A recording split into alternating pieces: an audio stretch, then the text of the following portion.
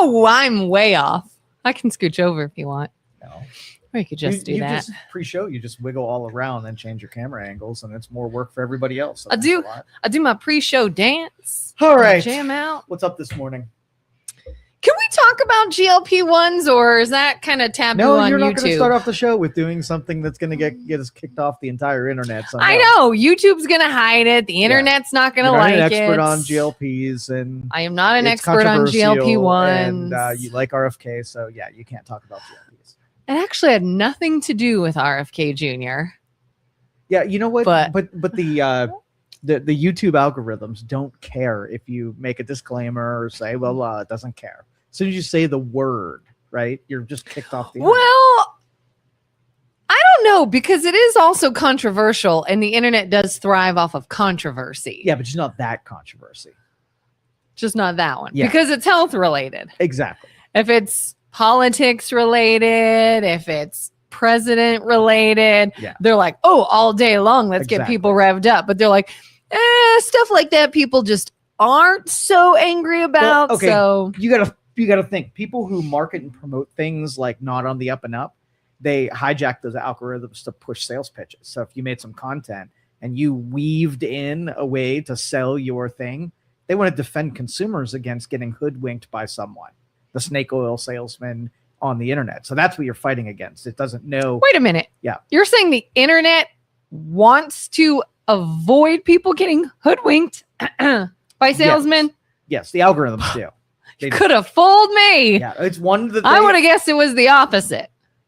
Everybody's getting hoodwinked by salesmen. No, most of their defenses are the spammers from overseas that figure out how the algorithms work, and they push terrible content that are just sales pitches and scams. And so they limit the exposure to those by, keywords or whatever, and disappears. Just part of it. Everything's captured. Everything's manipulated. Yes, for sure. All right. What do you want to talk about? No, just not that. Anything but that. What else you got? So I was thinking about those this morning because I saw the Oprah interview. Mm-hmm. I wanted to talk about that, but no. Save it to the end. You can just get last 20 minutes or so, throw out the thing that's going to get you anchored into the ocean. All right. What do you want to talk about? I left it up to you today. I brought something and you said no. That's not me talking. I'm talking. The internet said no. The internet says no.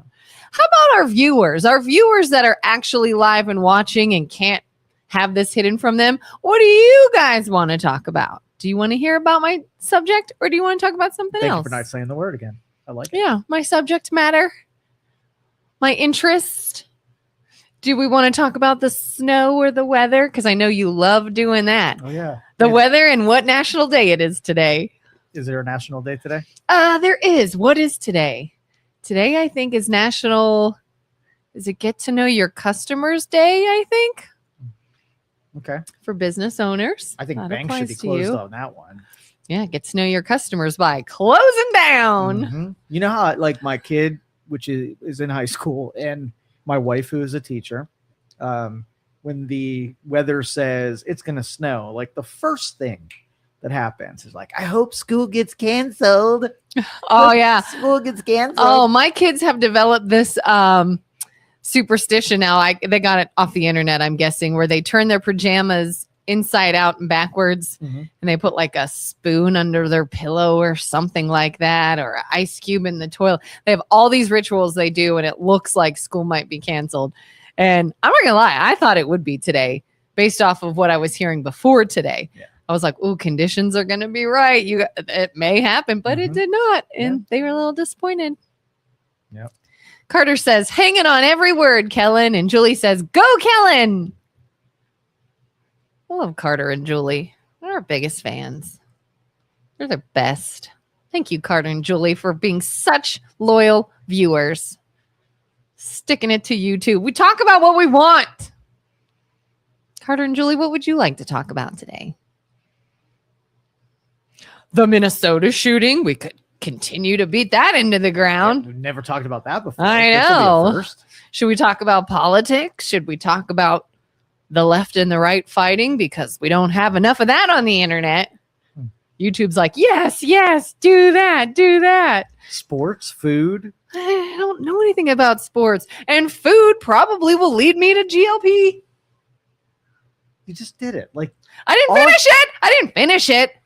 All right, an acronym for global lobbying phenomenon. I don't even. Yeah, what does that even stand for? Let's not talk. Let's go. You know, I saw a really great Bill Maher video this morning. I think I sent it to you. Did you watch it? No, you don't watch anything I send to you. Carter says, we have fun battling with Julie. Julie says, no more Minnesota. No more Minnesota. Yeah, everybody's done. Everybody's done fighting about that. We talked before about who would be sort of the ideal candidate for each side during the next election. Like, obviously, I think J.D. Vance is going to be the conservatives pick. And then there was a couple names floated for Democrats pick. But we've also talked about if you could take someone sort of out of the political spectrum and lobby them up for consideration. I think Bill Maher. Which side, though? I think he would want to be on the left, but he is middle ground enough that I would consider him, because I don't choose to vote on parties. I choose to vote on who's the best person for the job, who makes the most sense, do I think is going to be the one who has the best ideas. And I tell you, I'm liking Bill Maher more and more. Okay. Just because he's reasonable?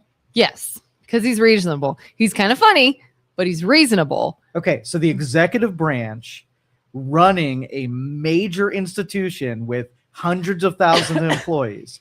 You're going to take the guy that he's funny and reasonable, and he'll think never he has make any it. kind of skill set in the executive branch. Was this DEI? Where Listen, let's do the quarterback. Let's make the quarterback president. He'd be a really good president because he looks really good in those Did I say he's pants. going to make the best president? Or did I say I could totally see him being put up as the candidate? You said you might even vote for him. Oh, I said I'd consider it. Yeah. I'd consider anybody running. Why don't you pick somebody who runs large organizations with exceptionalism and efficiency? And that way, when you put them in a large institution, they could be excellent and efficient. Pick somebody there. Julie says Bill Maher could never be a politician. I don't think he'd want to be a politician. Yeah, you're correct. He would not. I don't know what kind of person wants to be a politician. Do you think that it starts off as a noble venture, or do you think it's got to have a little bit of like, not narcissism, but like, you got to kind of like fighting, I feel like. You got to kind of like be down to like throw hands and... See, I think that's where we went most wrong, is that public service is supposed to be after you've accomplished something and after you're good at something, then you sacrifice yourself to politics, right? Or into public service. But now we have people that they don't ever want to get a real job. They don't ever want to cut a paycheck. They don't ever want to see how the marketplace works. They don't know anything. They become professional politicians, and that is the majority. And they're leading those that do know and have done, because that makes sense. Yep. So we get that very wrong. It's very lucrative to become a politician, and that's why it's attractive to people like you. Are always heard like the people who are good do, and people who aren't good teach. Yeah. Right? That teachers, professors, politicians, they all are being sacrificed to this. And we pay the price for it, because you'd really like if you're and you're a professor in finance, right? Then when I ask the professor like how they set the world afire in finance, they can't say that they did mergers, acquisitions, scaled businesses, whatever. It's primarily like, I just went to school for a really long time, and that be good at it. Be a master at it so you could teach the grasshoppers. Julie says Bill Maher could not be a politician any more than Joe Rogan.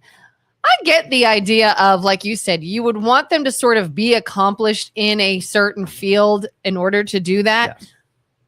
But look at what we just said. We don't have that anyways. So if we're already throwing that to the wind and we don't care and we're just going to elect corrupt people in it for themselves, why not? Yeah, just a popularity contest. And if that's what it's become, but for people to refer to it and then put the quarterback as your, council president, and then they're not good at doing anything. Like, you can do the first one, no problem.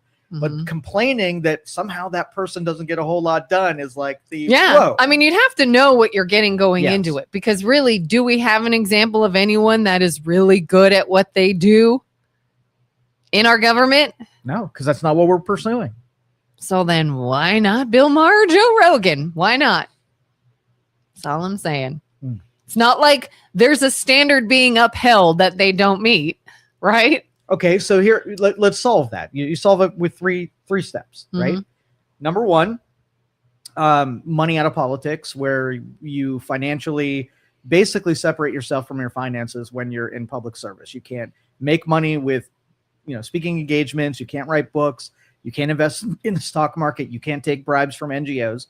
Your accounts are just frozen for the period of time where you're doing public service. So now the attractive of the lucrative side, people are just like, hey, let's just say Elon Musk, right? And he comes to the door and says, okay, Elon, now that you've retired from, your 19 companies, we want you to run the government, right? Because you're really good at running lots of people and things. And, but, you're going to have to give all of your wealth over to your trust, and you're not allowed to invest, and this thing pays $0. Elon would be like, well, I already made my money out in the real world. I don't need to come into government to be able to make money. I'm cool with that. I would believe that he wouldn't do it just to become wealthy in government. But you have dumbbells like in Congress who go in there making, a bartender that she's nice looking, but she was making $30,000 a year. And then like 2 years later, she's worth 30 million. And then there's not a single like auditor that's going, how'd that happen? Yeah. If it were you and you went from $30,000 to 30 million, they would look at your drug distribution, and they would kind of look at you a little bit and say, where'd that come from? Yeah. Now, don't you think a lot of people said that about Trump, is he doesn't need the money? Yeah, so good candidate. It's somebody, didn't he even like not take the presidential paycheck? He didn't do any of the things to make people less suspicious. He pulls a lot of bonehead moves with his son. Like, if it were me and my family would come in, and we would never want to be suspected of trying to make money off of the government. I'm preaching it. I've got to, put it in the real world. And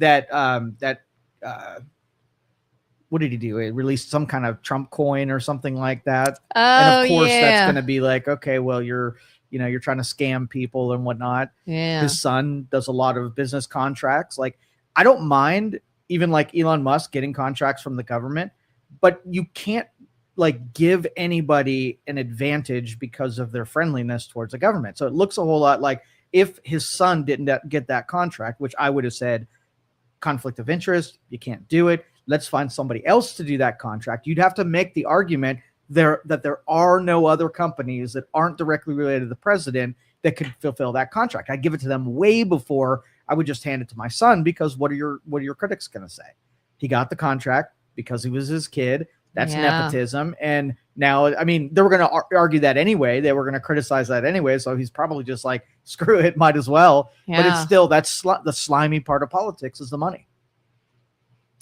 Carter says, I think Glenn Youngkin would make a great president. I don't know who that is. Governor of West Virginia, or Virginia, I believe.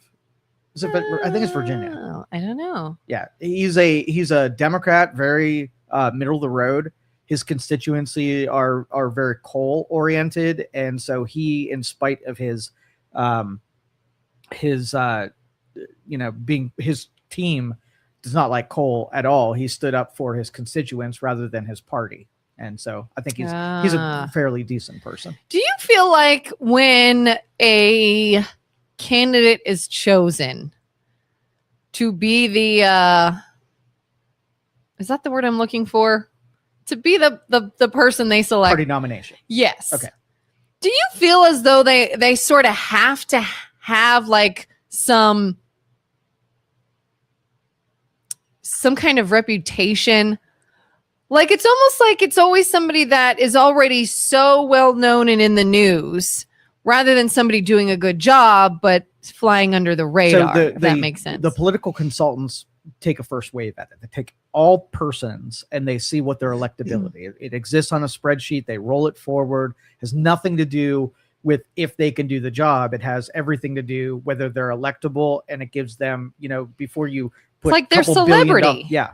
Yeah. It could literally be anybody. So, you throw a couple of these guys like Bernie Sanders is a highly electable person. But when you run it through the sheets about if you have a bigger loss, whether or not Bernie can become president, but then your entire Congress is wiped out and you have ill effects down ballot, then he becomes less electable because the consultants know the grand schema of things and they only do things that supports that grand schema. Voters vote very independently, where candidate yes, no doesn't usually connect with other people or other state ballots or anything like that. Yeah. That's why the consultants really will dictate who becomes, the nomination or the nominee. Julie says, I want someone who knows the law, both constitutional and international. Strict constitutionalist. I never thought I would hear Julie say strict constitutionalist, because if you heard the Supreme Court and you have 3 justices who know the law, and the stuff that was coming out of their mouth was like, I don't think you know what an interpretation is versus like a activist, ideological bent. Yeah. She says Trump has invested, what is that number? 100 million in bonds that he has direct influence on. Just saying. Is that the mortgage bonds you're talking about? So, I mean, it's fair. It's fair to be suspicious that anybody that gets involved in government has a money end, right? So if you're looking at all the people who are working the system just to get extremely wealthy, I don't think Trump is on even the radar, right? I mean, you have people spilling out of Minnesota with briefcases of $750,000 in it. The government was just vomiting money at all of these groups that are connected and affiliated on the Democrat side. So they were, if I want to plug the leakage, I don't think Trump is the biggest leaker. He might be on there where someone is costing us way more money than we're getting good value. But so long that inflation stays low, employment stays low, the marketplaces kick in, people have jobs, then, he's electable. And you can say even if he was stealing and giving contracts to his friends, as long as his constituents are fat and happy, right? He's golden. Yeah, just keep us happy. Give us what we want. Yeah, when you say there might be fraud going on, everybody's going to say, yeah, fraud's going on absolutely everywhere. Yeah, like if you're handing out money to people, and even though don't look at the debt we're in and don't look at where I got the money and don't look at what it's going to affect later, I'm handing out money. I'm keeping my people happy. Yeah. Carter says he's a Republican, Joey. And Julie says Carter would never endorse a Dem. Oh, I didn't know that. I thought he was a Democrat. Okay. Not until they get a cure for TDS, is what Carter says. Won't endorse a Dem until they get a cure for TDS. I can hear Julie. Listen, Julie, you don't have to have TDS for other people to have TDS. It's a thing. Mm-hmm. Can we all get on the same page? It's a thing. And maybe Julie doesn't have it, but some people do. And I'm really getting sick of the executive order conversation. I had this with my kid the other day, and I know that the precedence was set, and then if the legislators are worthless and they can't get anything done, then you have to get something done with an executive order. But that's not how our system was designed to work, right? Even if I agree with what the executive order is, that there's a better way of doing it that doesn't make the problem even worse. Because if you don't think Democrats are going to be like, oh, we don't have the legislature, can't get anything done, and then they say, hey, let's just do executive orders on everything, right? You wouldn't want that. Yeah, before you know it, then you're just going straight to that. I don't need any other process. What they have absolutely done, and that's why we look at our Republicans, they can't agree on anything. You even have defectors within the Republican Party who can't seem to get, their groups together to vote a single way. They're just all over the place. It's a mess. It's chaos. Bill Maher and Joe Rogan looking a lot better, aren't they? No, could never do it. Could never do it. I don't know about never. I think that if they wanted to, they could get more and more and more involved and increasingly kind of work their way into... It would be terrible on their end. They have brands that are doing extremely well. Oh, they would have to give that up for sure. They have talked to enough people to know that once you go in the government, you're as ineffective as you can possibly be, unless you charge head on at the problems and get killed on the character side of things. So listen, we're constantly talking about how awful it is once you get to that government level and running the country. Then what do we do? If saying, let's think totally outside of the box and let's find somebody completely uncaptured, maybe somebody unable. Oh my God. Oh, I can't believe you just did that. You're lucky that didn't spill everywhere. And completely unable to be captured, unable to be bought, able to remain biased, and just this perfect candidate we say either doesn't exist, or if they exist, I like that, they will eventually become corrupt. Then what do we do?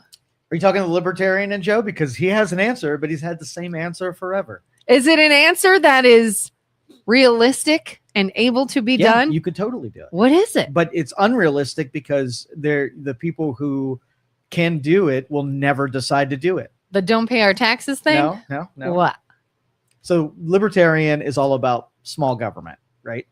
Taking, you have this big apparatus that can do many things and can't do any of those things well and jack up everything. So what you do is you don't have them do things. You shrink it by taking duties that they were doing and move it to somebody else. Sometimes anybody else other than them. And in this case, smaller government means like, okay, let's just say you were going on vacation and you signed up for concierge. You want somebody to book your tickets, set up your rides, make sure you go to the restaurant you want. Everything you need, concierge does. You'd be willing to pay up for that. And then an interaction, right, where they didn't do a great job. They didn't do everything they should. They were late on things. They just messed up everything. And you're like, man, that concierge service. Now you have a choice. You're like, the next time you do it, do you go to a concierge, right, and just give them all of your responsibilities? Or you're like, oh, wait, I can do some of this stuff. And if I want it to go great, I'm just not going to ask them to do that thing. I want it but done then you're right. going to have some stuff. You're going to be like, okay, they can do this better than me and whatever. So I'm not going to give them everything. I'm just going to give them ones that matter. So, for instance, if there was a threatening a country threatening us, they're going to fly planes over and they're going to take aim at us.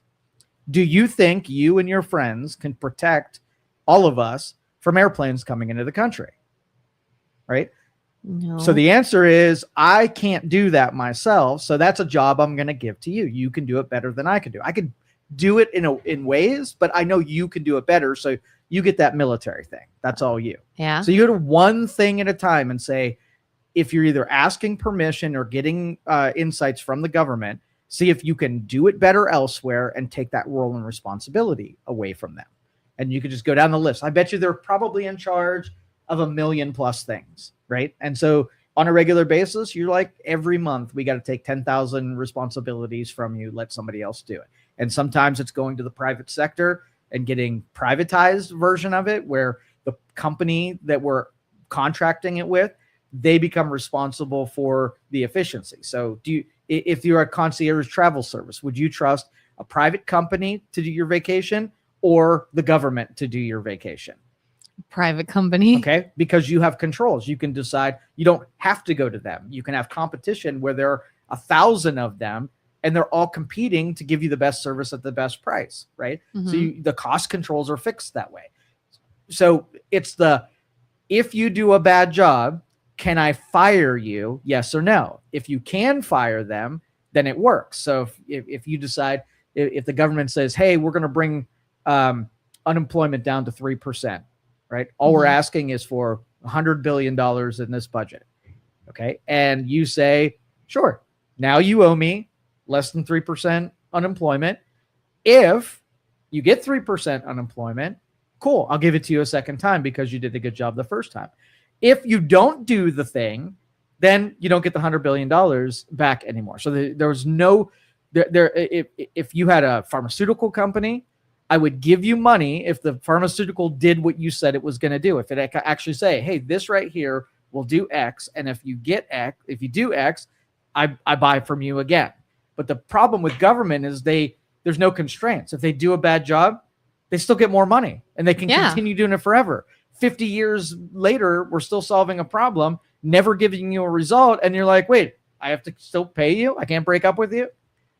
So, how then do we make it so that we have the ability to say, you didn't do it, I'm moving on? Take it away from them. That's the only way to do it. How? Is to shrink government by taking it away. The people who vote on doing that are the ones who don't want exactly it. what I said. So we can't do it. We can, though.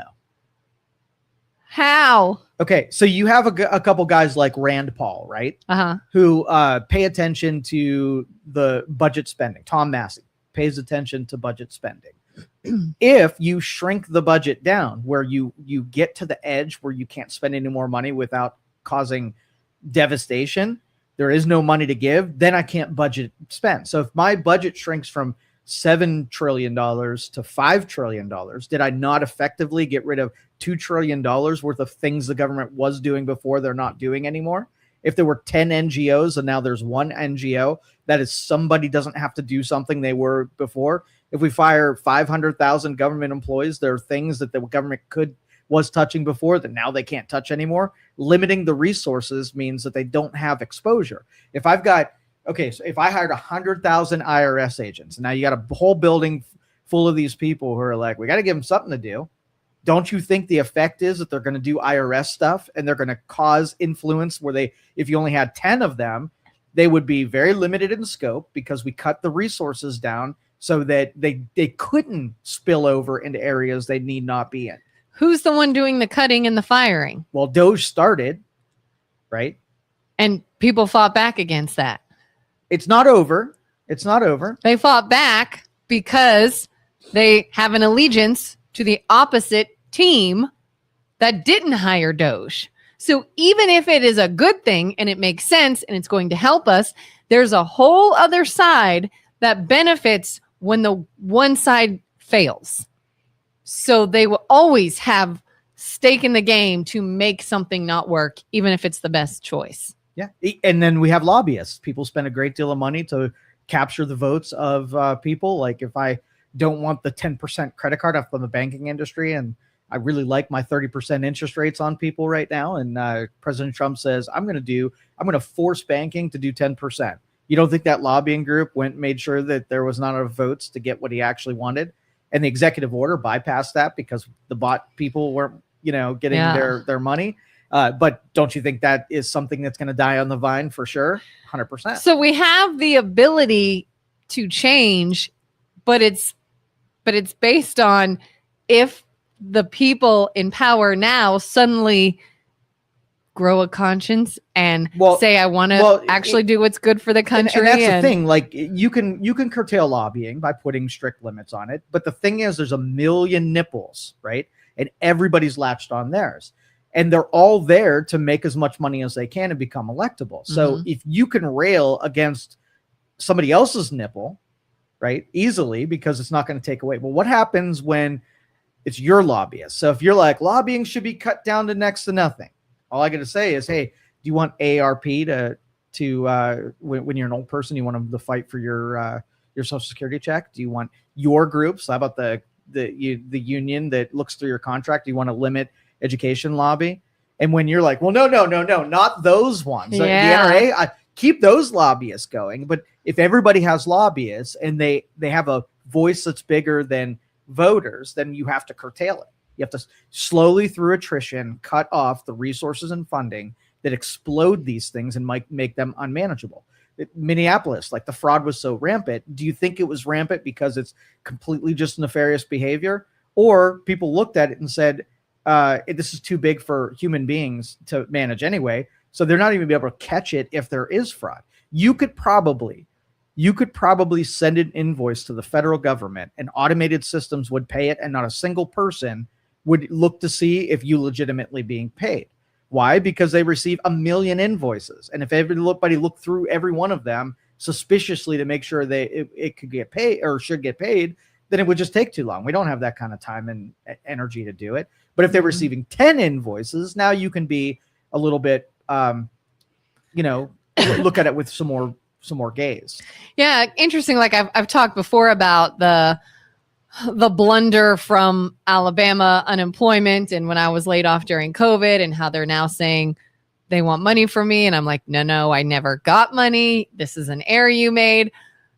It's an error they made during COVID when there was an extreme influx of people calling the unemployment office. And they were like, whatever, go ahead. Everybody just whatever. 5 years later, they're like, hey, there's an error. And we might have sent out a check we shouldn't have. And I don't know if we did. And the error was on our part and something we did. But now 5 years later, we're going to make you pay for this. And it's like, no. Right. But because now they have a minute to actually say, oh, shit, what did we do? Let's start backtracking. Yeah. So if you do a welfare program and you know your current infrastructure, how many people it can support, the minute that you go over one more person than you can manage, you don't continue to, blast money into a hole that nobody's managing. And that's where we're at right now. It's far too big and complicated. So we've got to, shorten it. If we were like, hey, you know what, government's not doing this well, we can't manage it, there's too much of it happening, let's offload 50% of welfare for feeding children or whatever to churches. Let's just give it to them. We'll spend the same money that we did before. And then the stipulation is now you have to manage it well. You have to sit down with welfare recipients, go through their decision-making, coach them into making better decisions, help them with making sure their kids have food, go. And if they're really good at it, then they get contracted where the government was terrible at it. They're good at throwing money into the abyss, right? They're not good at making sure that money is effective.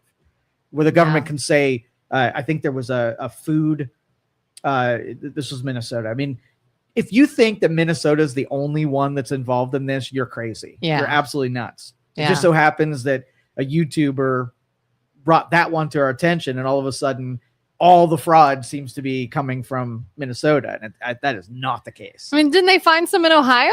Connected to the Minnesota one. Yeah. Oh, yeah. I'm sure it's all over. We have a couple interesting comments, I think, up a little bit.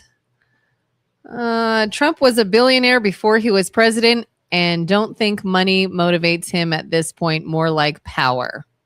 I can see that. Julie says, I've been doing some research on libertarianism. I could kind of go there, sort of. What's your objection to libertarianism? Because I'm telling you, within the libertarian tent, usually it's like what inspires people to go there is it tells their flavor of libertarian and that they are. I am more on, I would say, the middle right of libertarianism. I can see where every political persuasion sort of has a cost, a downside. And if it's gone to too much of an extreme, it becomes something that you absolutely want. So the goal is to kind of keep it wrapped up in the middle. So I have, I'm a big believer in the market and capitalism, but also that when capitalism, gets too popular and has too much power, that it could be a little, oppressive to certain people. And so unfettered capitalism is not a libertarian ideal, but, strategic capitalism is more the flavor that I believe in. Well, she asks, thank you, Albert. Albert says he really enjoys our show. Thank you. Julie says, could there be a populist libertarian hybrid? What's populist? Well, see, populism is like take your constituency and do a poll with them of what's the most important to them. So if they all say X, then you're moving with the popular flow of whatever. You don't have a principle that, regardless if people like it or hate it, you're beholden to. It's whatever the people want, right? Like if you had democracy and said, hey, we're going to spend $1 million in your city, everybody vote what you want us to spend it on, and we're going to take the top 10 things and spend $1 million on that kind of a thing. And the problem with a populist approach is that people's interests are getting voted from the treasury, and they're doing things that benefit themselves, right? And you can't really have populism without then creating a crime to somebody else, because government money is not magic money. I know they print a lot of it, but it comes from a taxpayer or a bondholder at some point. So in order to pay for one thing, you have to take it from another person. And that's why libertarians are like, we're against theft in wherever it is. And I think if you can figure something out that you can give something to somebody without taking it away from someone else, I'd be for it. But there aren't too many populist ideals that are going to not require, somebody else to be stolen from. Yeah. Yeah, I don't know. Jerry says, just a sidetrack comment. Why is no one using the term premeditated on the Minnesota ICE shooting with respect to the protesters' overall actions of illegal protesting in streets and following ICE around? Yeah, if you ask, like, if you were, what do they call them? Some kind of observer, the people that just follow ICE around? I don't know what they call them. Yeah, there was a name that the girl who got shot was actually one of those, people who were designated a official ICE follower around her. If I'm interviewing her, I'm saying, why did you do this? Like, what was okay, so you're going to drive around. So if you're asking your 10-year-old, right, that they had red paint and a paintbrush and they walked into the living room, right? You would be interested, like, you don't know what they were going to do next, but you can have in mind that there's some things they can do in your living room that you would have some kind of opposition to. So you're like, what did you have in mind? If they were like, hey, I'm going to do a project in the middle, you're going to be like, there are better ways of doing this. And you can have some influence there, right? If they're like, I was going to write on the wall. So if you have a hypothetical list of 10 things that an observer that's following ICE around, they could have been, locations that putting it on the internet so that illegal immigrants can hide from ICE. Is it that one? Is it that you were just going to get in the way? My whole intention was to just get in the way and obstruct justice or obstruct the investigations. Could be that one. Could it be that I thought it was really cool and dramatic and I just wanted to drive around and, talk to these guys because I think they're cute? It could be any one of them. Yeah. Could be we were just going to make social media content and be right. Get rich off of it. Like each one of those means something different. And if, I believe that if you put out to the internet, this is not the 330 sports show. That wasn't me. This is not the 330 sports show. There we go.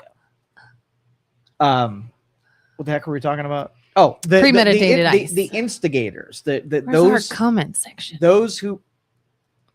Thank you. Those who have relayed to the world that they are looking to commit a crime. So if you and I are talking on Discord and like, hey, you know what? I'm going to go hit up the cash advance place at the corner, right? Mm-hmm. I'm going to do something illegal.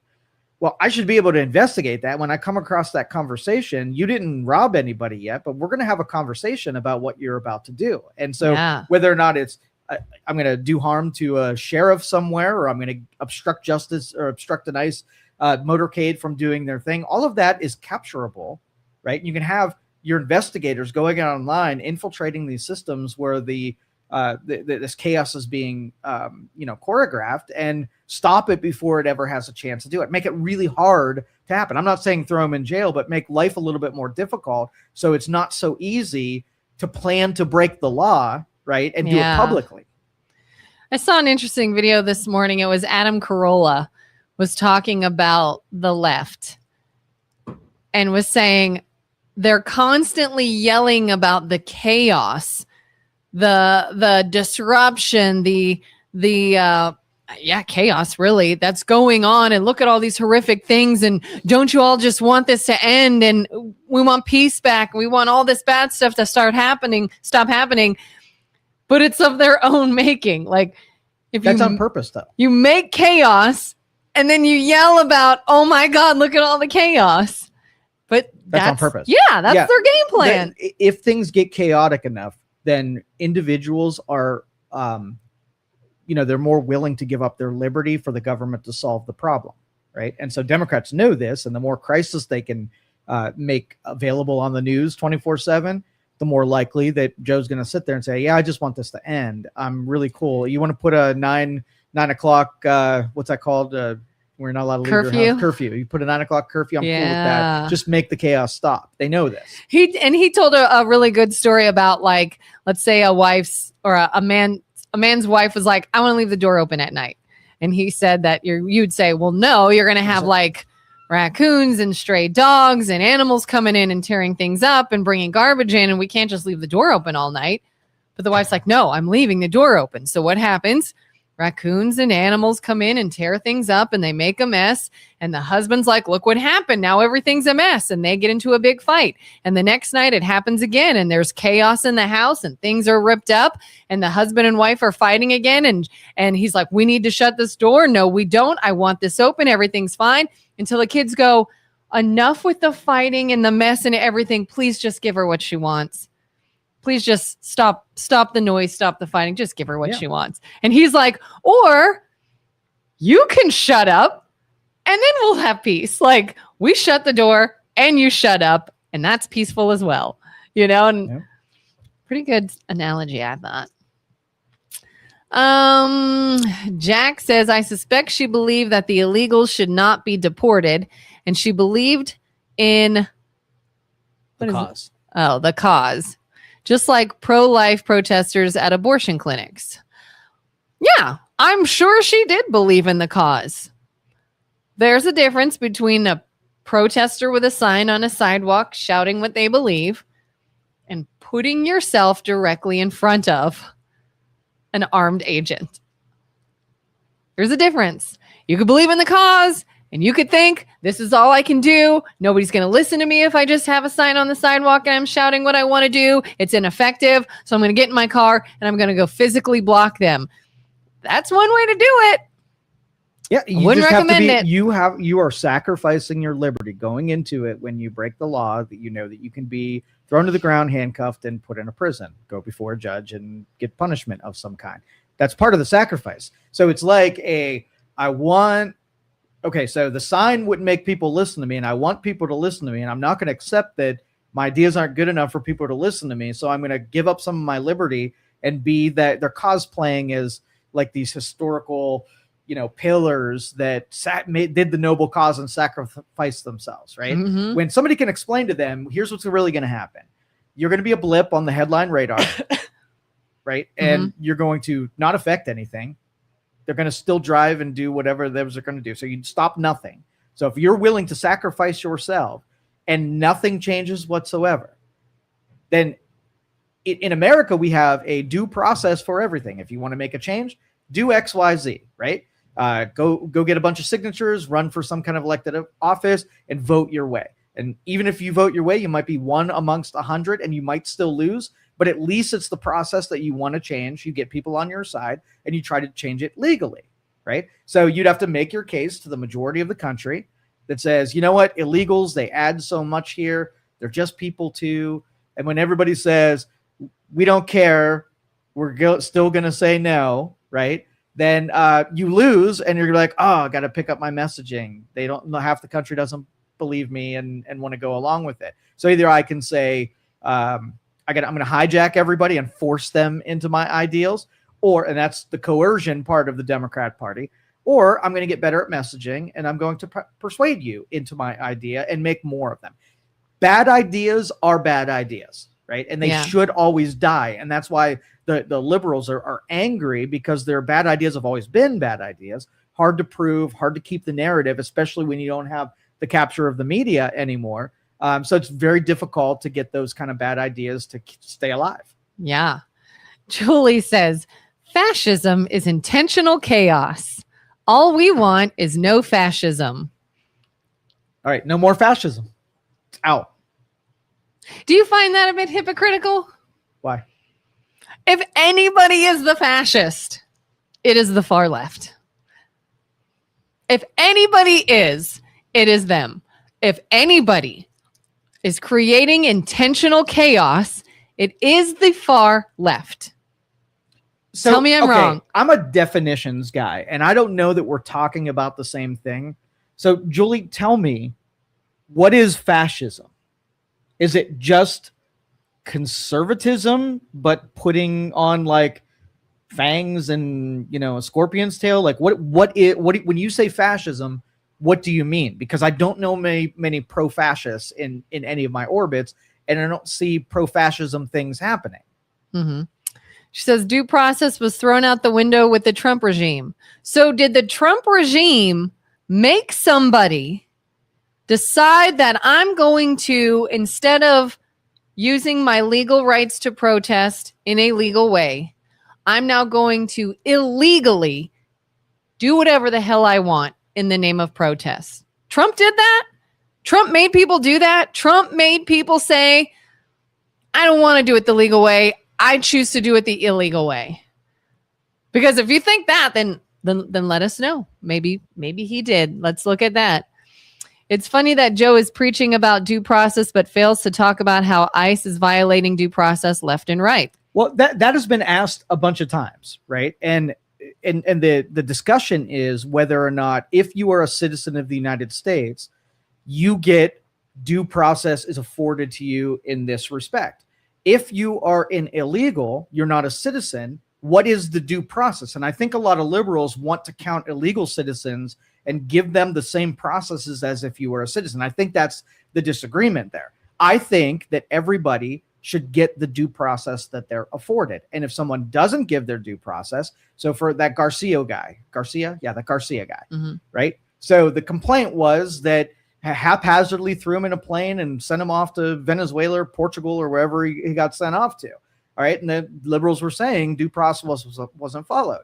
So then we said, well, okay, what is, if you had a gang member who was not even a citizen of the United States, what is his due process? Do we need warrants? Do we need a court appearance? Do we need a jury selection?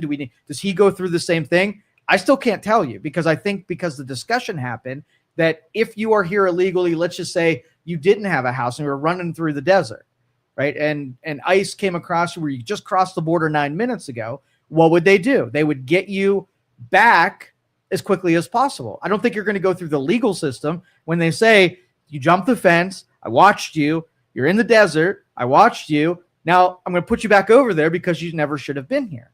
If the argument is that they are legal citizens, then that's the discussion. But if it's like you're here and we just took a long time to catch you, there's no difference than then picking you up and just sliding you on the other side of that fence. But it's a good question, and I haven't got an answer that really satisfies me up to this point, because I can assume, like, okay, you are a green card holding student. You're given a card that says you can come over here. You're not a citizen, but you're doing this. You follow these rules, and you can go to college here. Mm-hmm. Well, you start a protest on a college campus, and you cause problems with the police. So we're like, okay, we granted you an exception. We're allowed you to pretend like you're a citizen to get your education, but you didn't follow the rules, and that's stipulated in the offering you a green card. Didn't follow the rules, get packaged up, sent to another country.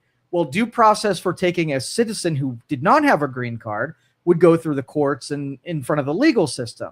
But a person who was on an asterisk, permission to be here, they have a completely different set of guidelines that they have to follow to stay compliant to stay here. So if you are a citizen, you have to go through the proceedings to become a citizen. You have to learn the language. You have to be a good contributor, and you have to follow all of the laws, right? That should be a prerequisite to becoming a citizen. With Democrats allowing so many illegals to come here and cosplay as citizens, then the water's got a little murky between like what should be afforded to someone who isn't even supposed to be here. Yeah, like you said, you got to come in, you got to make sure that you go through the process. You got to make sure you have your documentation. You got to follow all the laws and be a good citizen. It's like sometimes the Dems are like, well, look, they're following all the laws and being a good citizen. Done. Wait. There were more prerequisites to this. Yeah. Just because you're following the laws and being a good citizen does not mean you did everything else required to be a legal citizen. And while that doesn't feel good to kick someone out who is following the laws and being a good citizen. So I'm not saying it feels good. I'm not saying it's something we like. Why does it feel bad? Why does it feel bad? So, okay, it might not feel bad, but you went on vacation, right? While you're on vacation, somebody broke into your house, right? Mm-hmm. Broke into your house. Wow. And the whole time they were there, they did a little sweeping while they were there. They served themselves by cleaned up after themselves, right? Yeah. And when you come back, you're going to be like, get the F out of my house. Yeah. And then your husband's going to say, but look, they cleaned up after themselves. They completely were a great occupant while you were gone. And you're going to say, no, get them.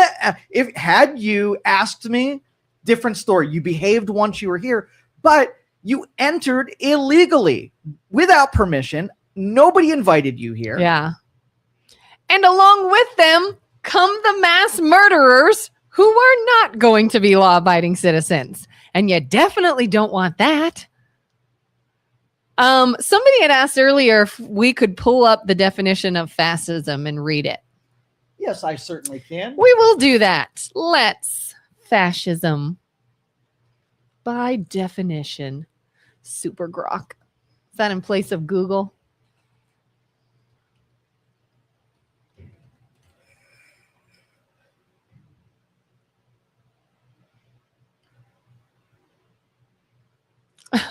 Most debated and difficult political concepts. Can't we just get a definition? There is no single universally accepted definition, but modern scholars have converged around a few influential approaches to identify fascist minimum, the core elements that distinguish fascism from other forms of authoritarianism, nationalism, or right-wing politics. We are now no longer agreeing on the definition of words. Mm-hmm. What is the definition of fascism? That's so ridiculous. Here's the core tenets. Nobody knows fascism. Is what it's saying. Okay, extreme nationalism. Okay, so what is nationalism? Nationalism. I don't really know, I guess. Okay, so if you had Canada, Mexico, and the United States, and you walk down the street and said, hey, what's the best country? And you live in the United States and you're loyal to the United States, you'd be like, the United States is freaking awesome. It's way better than Canada and Mexico. I want to preserve the culture that we've created. I like the culture that we've created, and I'm proud of that culture that we've created, whatever it is, whatever the dynamics are. Nationalism has been taken to extremes when you get things that pollute your nationalism. So let's just say we carry the American flag, right? And then there's some people that start carrying some other flag. Well, there's a pollution of what we're national because we're unified that the United States flag is the best and you have the Japanese flag. You are now polluting the nationalism because you're bringing an idea that's separate from mine, right? And so the United States is really good because we're tolerant of all other things. So you can come grab your flag and do whatever. Extreme nationalism is we say, hey, we're going to put out a bulletin. If you have a Japanese flag, we're going to be rounded up and put you in prison. Where nationalism goes too far, it starts alienating the people who are different outside of that culture. But there's a purity and a traditionalism that is supported. And it's just, what do you pick? Do you pick religion as some part of your identity? The color of skin that's part of your identity? If you do any of those things, and the people that are outside of what you consider the standard of your nation would be are, punished or alienated or disenfranchised, then that's where the extremes of nationalism. I don't feel like we pick a group of people and somehow make them less thans, right? I think we've achieved a level where if you said you're Muslim, I'd be like, cool, I'm not, but let's watch some football, I wouldn't use nationalism to the point that I would, want you not to be around because of something that you believe. I think we're tolerant. Do you think the extreme lefts don't want certain people around and want others to be above others? Yeah. So there's one. Yeah. It's not not left unique is closer left to or right. fascism. It's that whatever your identity is, if it's different, if you're in the minority, then you want the minority standard to be the primary. So if you have English speakers versus Spanish speakers, if 90% are English speakers, you'd love it if Spanish speaking was the identity of your nation. But if it's not, you just have to, learn English or whatever. Mm-hmm. Okay. Authoritarianism, anti-democratic, anti-liberal, anti-communist, socialist. So authoritarian. And basically what that means is you have a supreme rule, right? Somebody who gets last say. Our decision-making in our government is basically separated with 3 branches of government. There are authorities within each one of those branches, which would make them authoritarian light, right? Because they have, once it's been given something, they have full rule and can't be overturned by any of the branches. But once they're permitted, they have full rule. So you can see an authoritarian if you made it so that you had one complete thing was managed by one complete person and no oversight within anybody who would criticize or have different ideas. So So extreme left, when they say, don't bring Doge in here, don't look at what we're spending our money on, don't tell us what we can and can't do, is that close to, again, a characteristic of fascism? It can be both. Okay. So we're 2 for 2. 2 for 2. What else is fascism? Okay. Cult of the infallible leader. Oh, glorification of violence and heroic action. Let's go to that one. The glorification of violence and heroic action. What side does that sound like? I think we're 3 for 3. Yeah. And again, I'm not talking about all Dems. I'm talking about the extremists. Rejection of Enlightenment values. Rejection of Enlightenment values, such as individualism, universal rights, rationalism. Okay. Subordination. Often racism or xenophobia. And collaboration with elites to gain power. I mean, Julie wanted to elaborate. We did. Okay. She can have her rebuttal. Carter says, where was the due process when Biden let millions of illegals in the country with the welcome wagon? Ooh, Jack says, or Matthew says, Carter out here with the 10 IQ comeback. All right, Matthew. When you start hurling insults in a grown-up conversation, you now have lost. And I don't mean that to be, all right, there was a little condescension there. I did mean a little condescending. You lost. Matthew has this like MO of, I'm going to interrupt this discussion, which is an important discussion. The reason we have these discussions on this show is because these are topics that affect our entire country and world, and they should be allowed to be openly discussed. And people are allowed to have opinions, and being accepting of other people's opinions is what we're all supposed to do. Anti-fascism, if you will. And what Matthew tends to do is tune in just to go, you're stupid. You're a big dummy head. Yeah. And listen, the grown-ups are talking. And if that's all you got, well, let me give Carter and what he said, because there's some honesty in this. Where was the due process? So if and that's why the difference between an ideology and a principle is that you have to apply the principle whether you like it or not. And if you like due process, then you have to like due process everywhere, right? You can't be like, when it benefits me, I'd really like to skip the due process because that's inconvenient.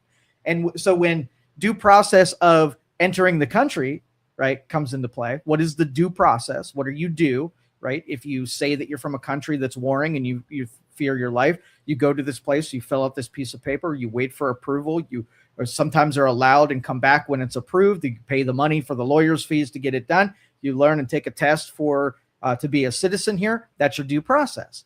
And so the Republicans deal where you can't have someone who disregards due process on one end and then wants the protections of due process on the other end. So maybe I explained that a little bit better than what Carter said, but it's been discussed so many times. Everybody already knows what he means by that. Yeah. And it wasn't an idiot's comment, right? He didn't say that to be stupid. He's absolutely right. Yeah. Like, I'm bought in. Let's do due process everywhere. And if you don't like the process, work through it to change it so that it becomes better. But you can't ignore the due process sometimes and then need its protections later. If you just entered the chat, as the kids say nowadays. You've got total riz. I know. If you just entered the chat, saw one comment, and you have zero context behind that, and you say, oh, you're stupid, low IQ, that just shows how ignorant you are, because all of us knew what he was talking about. Anywho. Julie, I'm going to give you the Google search of fascism because it is a lot of typing. Fascism is a far right and far left. Yeah, this is where Google becomes biased. That's a biased statement on Google, but let's keep going. Fascism is a far-right authoritarian political ideology characterized by extreme nationalism, a dictatorial, dictatorial. Thank you. Leader, state control over society and economy, corporatism, Or socialism. suppression of opposition, militarism, and a belief in national rebirth, often using violence and propaganda to create unity and target enemies, subordinating individual rights to the state's perceived needs. Yeah, and really, nationalism is mostly a natural consequence. Communism and socialism is a contrived. Same thing at the other end. So if we'll use the where the government takes control of something, has authority over something, like your healthcare. In order to do social healthcare, I have to take something from you, right? Give you no other option, and then you have to come for me for that thing. So I agree that there's corporatism and all of these different interests try to take a control, and the libertarian deal is that it's never a permanent control. You don't do anything where you take. So if I took your property, right, that would be showing you that I own your property more than you. But if you have a house that you bought and I have no means from just taking it from you, right? So if you didn't pay your property taxes, I come in, I take your home from you. You never really owned it, right? So these lesser forms of fascism are exhibited from the extremes on both sides of the political aisle. Yeah. I'm not saying there's never a right-wing person that exhibits fascism. Both sides do. And it just so happens we're in an era at the moment that the far left are the closest to fascists. And what's so interesting is the bias in that. I once looked up the definition of Antifa, and you'd think it was like this left, peaceful, anti-fascist, everybody gets their own rights and gets along kind of group. And I'm like, but that's not what they do. So there is bias, unfortunately, even when you Google something, it's pulling from, isn't Google kind of pulling from different pieces of information on the internet? Anywho, that's a whole other topic about bias when you're looking up information. But yeah, I want to look at fascism more as a temporary verb than a noun, because I don't think anything, will be fascist and be fascist forever, but they're actions that lead to the verb fascism. And I see them happening, and they're, like I said, they're exhibited from both sides of the aisle. So if, viewers and listeners out there, if we can agree that we don't like fascism and we see it, we'll punch it in the mouth. How about that? Both sides. Both sides. Both sides. We all hate fascism. We do. Let's see. Obama deported 3 million. He did it in the right way.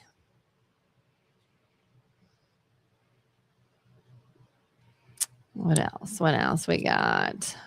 Trump talked about immigration problems in the book he wrote before 2016 election. He had good ideas to reform the process, streamline to allow the good guys to stay. That never happened because you got an ideological deal. Remember, politicians, they want to get elected, and immigration and illegal immigration benefits Democrats more than they do Republicans. So if there's an advantage in getting a voter base that is dependent on you and will vote for you if you give them things, I can see why Democrats wanted the border to be completely open. Where Trump is more of on the conservative side, where if you had a pool of 1,000 people that wanted to come to this country, I would handpick the ones that are going to give the best net effect on our economy, on our labor force, or on our innovations, right? So if I can pull 100 doctors, and we need doctors, I'm going to pull them first because, that's what we need most is more specializations, bringing in people who can add things, to our way of life. And the Democrats are like, you don't want to bring doctors in there. You don't want to bring high specializations. You want desperate people who will clamor to the government, use services, use them in such high concentrations that we'll need even more services. And that helps the Democrats to be able to do it. So it's like this weird fascism, this weird like hook and leverage point to bring more dependence, which creates more of a socialist communist utopia. And it is interesting that all these people like Obama where you can find clips on the internet about him saying, we can't just let anyone in. It was popular. That's there has to be a danger process of the populist approach, like Julie said, is because the populist opinion changes over time. They were only able to say... They have said the exact things that are being said now, except they've changed their tune. Like gay marriage. There was a time where the populist view was that gay marriage, we wanted to be sanctified as a man and a woman. And then as popular opinion changed, and what was popular and got people elected was to say the exact opposite. So I could play something. Oh, crap! I just spit out of the side of my mouth. Anyway, so you can have Bill Clinton saying, I can't do a Bill Clinton voice today. Bill Clinton's gonna say, can't do it. I don't know. Anyway, he could have it get in the 80s and 90s him saying that marriage should be between a man and a woman. You can get a 20-year down the road and have him saying completely the opposite because popular opinion changed and politicians went along with the wave of what was popular. Yeah. Let's see. Nazis were extreme right nationalists. Fair? For sure. Yeah. National identity. Yeah. Yep. Joe, your version of less than is liberals. Less than. What does that mean? You might have to elaborate on that, Matthew. I don't remember when he said less than or what you were referring to. The left is great at going to insults. And I think it's because they're so passionate. They think the right and anybody in the middle just don't have the information. So they're a little delusional about what makes the different thought processes happen. And so they immediately think that if you are questioning vaccines, right, that somehow you're an idiot. And they've already programmed that in your brain. It's not because you're anti-science. You're just an idiot, right? Mm-hmm. And so that's why they go to that, because they're just fielding that bias in them that anybody who doesn't feel like them is just, antiquated, archaic, primitive part of our species. And so you must be an idiot. Meanwhile, because you question Tylenol, I'm now going to overdose on Tylenol. Yeah. RFK Jr. tells us to watch what's in our water. Now I'm never drinking water again. Yeah. Like, come on. Project 2025 and Stephen Miller. So you are okay with the direction our country is headed? Trump suing universities, media companies. Suing them? Like, I don't know. This stuff is out of the territory. I wish we weren't in the territory. But if you had, okay, so what is the purpose of the media? It's to dispense information to the masses, right? Mm-hmm. If you're doing your job, then you can't be sued because you are just taking information and passing it on. Mm-hmm. If you are selectively editing something to make a candidate look better or excluding certain pieces of information for bias, then you're not doing your job. Yeah. Right. But how they're being sued is they're being deceptive. And when anybody's being deceptive, if a banker was being deceptive, if the media was being deceptive, but what makes me extremely uncomfortable, who gets to decide and be the arbiter of what is deceptive? Because if you ask Matthew, he would say, when I'm questioning vaccines, that I'm the one who's being deceptive. If I have a curiosity where I'm trying to figure something out that I don't know or might be wrong, then I'm being deceptive, because now me challenging the status quo means that somehow I'm making things worse because somebody else might challenge the status quo. Yeah. Media is important. Journalists are important. The people have a right to know what's going on. We should be able to know what's going on. And we have to have members of the media to go ask the hard questions, get the information, and make sure we are informed. 100%. If there is a media or news outlet that gains from painting a certain administration in a good light and painting the opposite in a bad light, if they receive funding, if they receive benefits in any way, and it is shown that they have knowingly and purposely edited a story to push a narrative that maybe isn't even true, then I absolutely have no problem with somebody suing them, whether it's the president or anyone else. If we went to the 80s and 90s where you were limited on the media that you got exposure to, then I would take exception that the government has the ability to silence or put out of business or have a weapon against media that are saying things that they don't like. Now there is an infinite amount of sources. So what we need to do is, like, if I were setting the press pull up, right, I'd have a pretty good idea of what persuasion each media organization was all about. You'd have the independents that didn't have a bias. You'd have the ones that are biased on the right and left. And I would stock that entire press pool with people that were of all persuasion. So even if the MSDNC, I think they changed their name, right?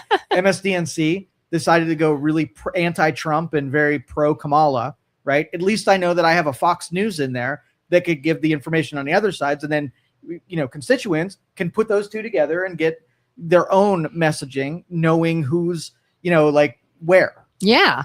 Yeah. I mean, that's kind of what I'll do is if I see a headline break on one side of the aisle, I'll go to the opposite and see how they're saying it.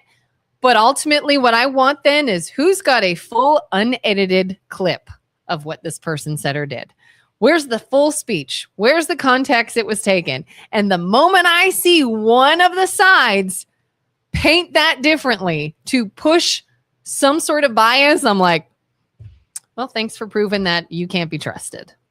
Yeah. So, but conspiring is the only dangerous part of the media, which, let's just say, what was Rupert Murdoch, right? Mm-hmm. Has a bunch of money, buys a ton of different media outlets, and then controls the narrative on all of those media outlets. So he's conspiring not only that a Fox News can do something, but everything that he owns can be, uniform. It's almost like if I had a corner with two gas stations and they were competing against one another and they were driving prices down and I wasn't making as much money. If I go and buy them and then I conspire to make the price fixed so that competition didn't happen. Well, that happens in media. So long that we have opposing views, then the marketplace works itself out. But then if there's a George Soros and a Rupert Murdoch that are just trying to outbuy the news agencies, all I've done was create propaganda on one side or the other. So maybe it's like you can only own 10 media outlets, limited, hard cap, let somebody else own it. And that way we at least don't have the conspiring that goes on in the media. And unfortunately, I think too, the American people and human beings in general, we have a little bit of this responsibility. It is a little bit of our fault that certain media outlets can do this, because it is a fact that bad news sells, shocking headlines get the clips, things that are going to amp you up and rev you up because of the way they're worded or make you want to fight back or shock you are going to get the attention and they're going to thrive. Whereas anything that is good news, anything that is completely neutral and unemotion evoking is probably going to get buried. Yep. And make no money, and they'll never do that again. And we did that. We do that because we proved time and time again that that strategy works. But and just like our corporatism, like corporatism affects media because now it's just transactional, where they're not, like, they don't have an obligation to get to the news. They have an obligation to get clicks. And so when you corporatize media and make it such big business, that's the end result. And so, there was a time where I think it mattered more. I think it matters less that, we protect the media from getting sued. I used to think that when a media outlet, a Dan Rather, would misbehave, the media outlet would get punished by everybody, left or right, would say, oh, they're not telling the truth in their media. Done. I just never going to give you a chance again. But then you move over to another network after you've done that, and they own that one too. So what are you going to do? Not buy from any of them? Yeah. Yeah. Carter says, very well explained, Joe. He got my point. Grok even said it's far right. Far left, by definition, cannot be fascist. Yes, it can. We illustrated it in 5 different ways. We just said it pulls from what's put on the internet. Fascism as a verb, if you take something, like you're an authority and you take control of something, that is fascistic. If we're okay, let's say fascism by definition cannot be left. Then let's make up a new word, because they are doing those things. And if you don't want to use that word, then we'll make up a new word. And just because somebody put it on the internet that it's far right and can't be left does not make it true. And what does Grok and Google pull from? The internet. Yeah. And it's become pop culturized, and that's why, like, the true meaning of it, we don't even know, and everybody has their own definitions. And that's why we can throw the word around as an insult to people so often, because in your meaning it's an insult. Me, I'm like, it's a definition. If it's a synopsis. Yeah, maybe it began as, like somebody said, the Nazis, and maybe it began as far right in the definition when it ultimately became a widely used term because of what it was describing at the time. I'll accept that if that's the case. But the characteristics of it today is describing the extreme left more than the right. Right now. I'm not saying it never did. I'm saying today, you've got to admit that a lot of the characteristics are being exhibited by the far left. And so if we can't say fascism because by definition, the word was created to describe far right, then think of a new word that also incorporates every single one of those characteristics. I like that we've had this conversation, because part of my brain is like, I can't believe we're talking about the meaning of a word. Semantics. Yeah. And at the second time, like, we need to have this conversation so that when people use it, they know that some people are taking it from an academic, real world position, and some of it, they're just using a word they heard someone else use and it sounded good. Yeah. And that's kind of where we are now in this country too, which is so sad, is nobody can just all agree on something before we even argue about it. Like, I've seen debates where they say, here's our topic, and before we begin, let's make sure we're on the same page about the definitions of it. Are we clear on what we're discussing? Yes. All right, now let's start giving our opinions.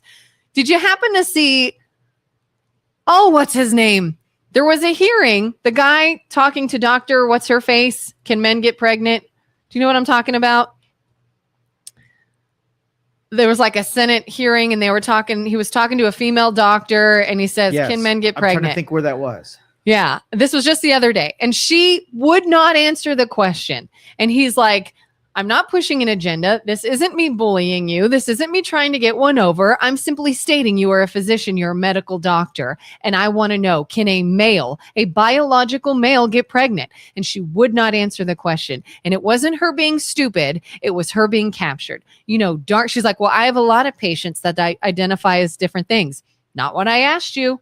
That's fine. You can have patients that identify as different things. Can a biological male get pregnant? And this woman would not answer, because we are in a day and age that you might offend someone if you simply can agree on a definition of a word or an instance we're discussing or whatever. We can't get on the same page about a single thing to then bring opinions in. It's like we now got to fight over the definition and what we're actually talking about. So then we're fighting over what? Everything? Now there's nothing. Like, anywho. Yeah. That drives me absolutely crazy. It does. Joe, you should invite some YSU professors on here to talk about this stuff.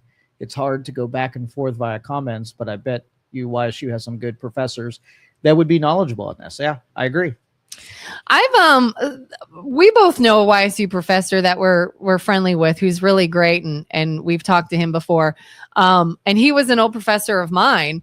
Unfortunately, it depends on the subject matter. I've asked him to comment on, not comment on, but I've asked him about his feelings with gender, because I took gender communication at YSU, and he was like, oh, you couldn't pay me enough to touch that. I'm not touching it, not doing it. Like, it's almost a little too controversial now, certain topics, that they don't want to publicly talk about it, because, as we have proven time and time again here, you can't say anything without someone fighting you. You can't go on the internet and say anything. I consider that soft fascism. Soft fascism, yeah. That you can't say anything without someone fighting you on the internet. If you control language, that's what you're doing, is you're controlling language. That you're telling people that if you talk about something, you will be punished by what is popular. Yeah. And so if you can take an academic who does have an opinion on something and know that they will be fallout if they take a position, you've controlled what that person does. And that is a fascistic behavior, right? If you wear a pink ribbon on your shirt, you'll be arrested. That's what fascists do, is they control you by controlling your language, your actions, your behaviors, what you believe in, what you do. Freedom is the opposite of that, where you can disagree, you can wear your pink ribbon, and you know you are not going to be thrown in jail for what it is that you do or say. Shooting someone, murdering them for speaking their mind on a college campus. Is that a fascist idea? Because you didn't like what they were saying? Oh, that's very fascist. Well, that's what I thought. The threat of death over speaking your mind, well, that's very fascist. It's extremely fascist. I think we all get my point there. Far left fascism is like saying a progressive conservative.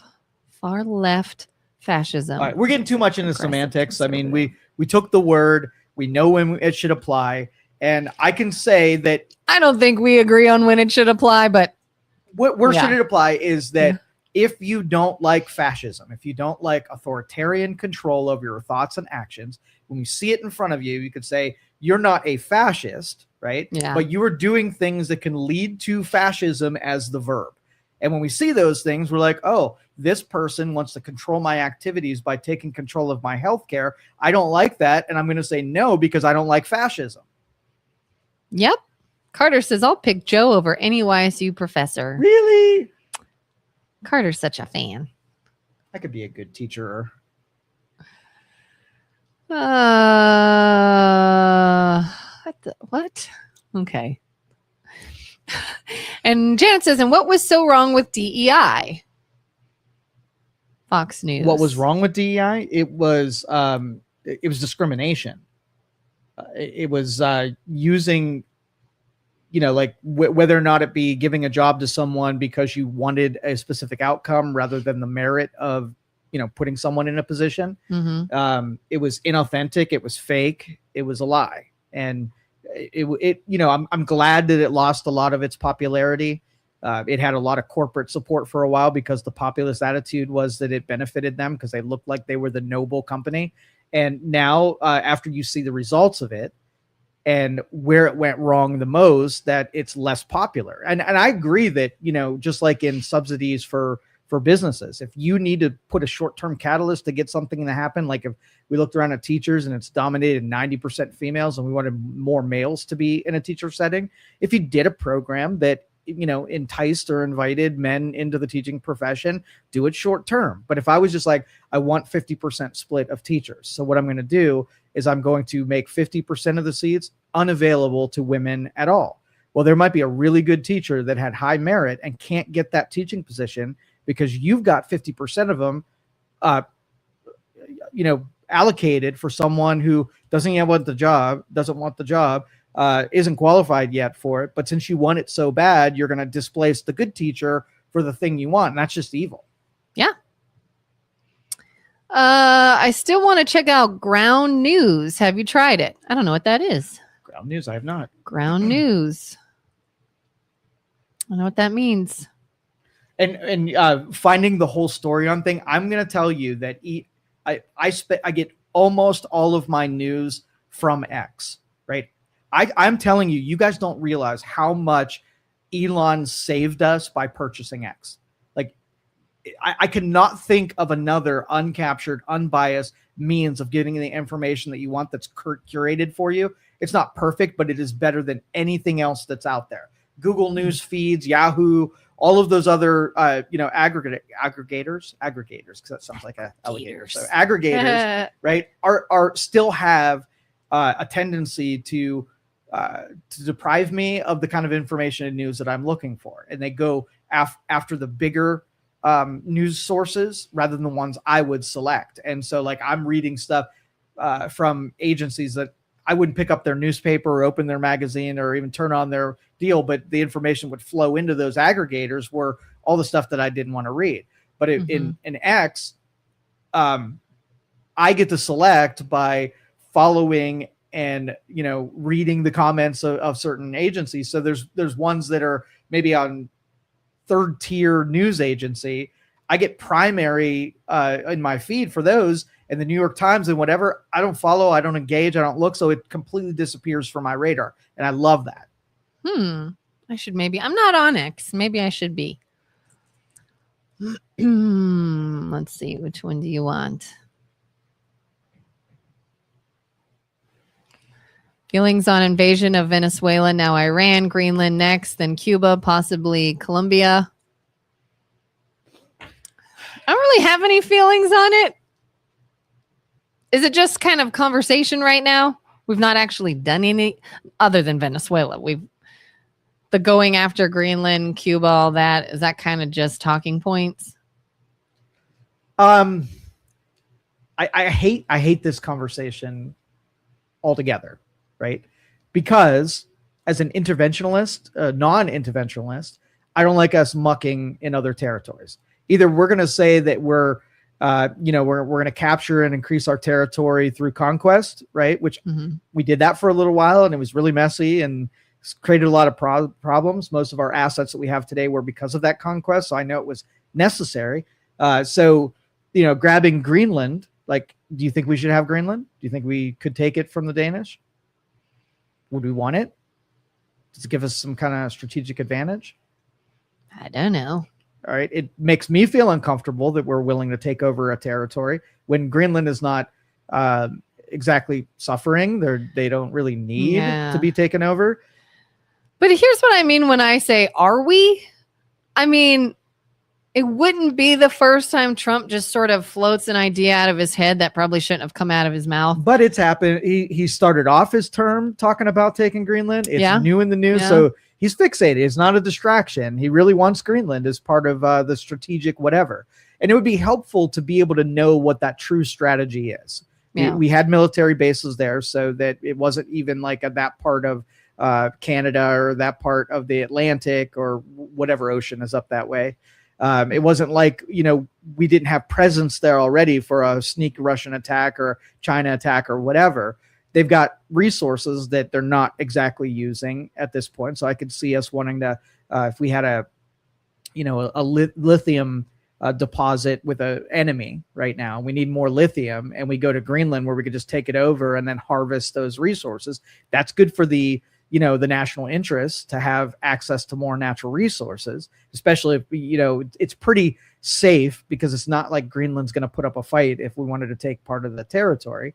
But I think it's it's a big risk, and I don't know that there's going to be a hell of a reward. I think honestly, if we were like, hey, Greenland, we're going to do business with you a lot, and we're going to, partner with you on getting the resources.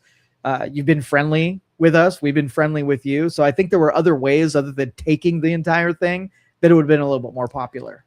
Didn't you and I have plans for Greenland at one point? Yeah, we were going to send people there. Yeah, it was going to be sort of like the halfway of coming taking here. Immigrants. Yeah, it's our what's the Liberty Island? Where's that place? Ellis Island. Ellis Island. Yeah. So, Ellis Island, immigrants, when they want to come here, we put a USA light on Greenland. Yeah. And then you go there and you participate for a year and you don't cause any problems, break any laws or whatever until you're waiting to come to the United States proper. Yeah. Then you kind of pass all the things you need to do and then you come. And if you don't, or we find out that you're a criminal or whatever, then we send you back. And all that sort of takes place in Greenland. Yeah. It'd the be halfway a nice point. Nice place to live, I'm sure. Still might be cold. Not a bad idea. Cuba, and I think the other three that you mentioned, Cuba, Colombia, Venezuela, if the drug activity coming out of those countries and the state of those governments, like if you look down in, right below us and Russia and China take great interest in an area, you have to take great interest in that area too, because China and Russia are not looking out for you. They are staging cooperations, below your border. And that is a dangerous thing to have your enemy so comfortable in South America. And so by you getting retaking influence, that might be a good strategic move from a national standpoint.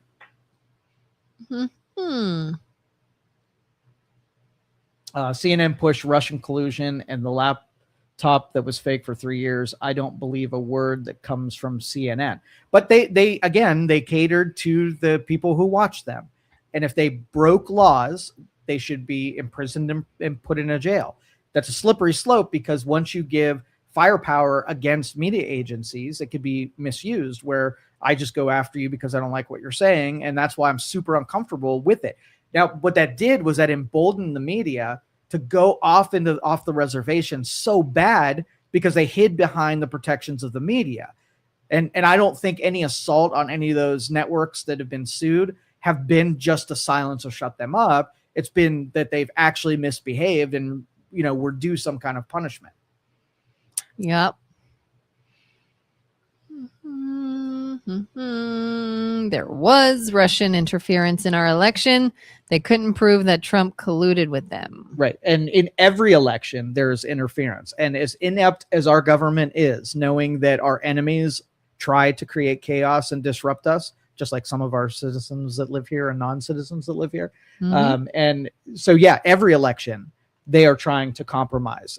One tool that X allowed us to use where you could see what country someone is posting from. So if you got a news agency, you used to not be able to see that the last time that they threw something on there, they were in Russia. But then now that you can see that, you can kind of like filter out some of the, other countries trying to disrupt or cause chaos or try to get you fired up or whatever. If they're all coming from India and Russia and China, you're like, why am I getting my news from people who are mortal enemies of our culture, right? And that they're just trying to get you fired up. Trump is ignoring all laws, both in this country and worldwide laws. Why does he insist on taking Greenland? Let's sort of mention that. What laws is he ignoring? I'm trying to think of any that law he's ignoring.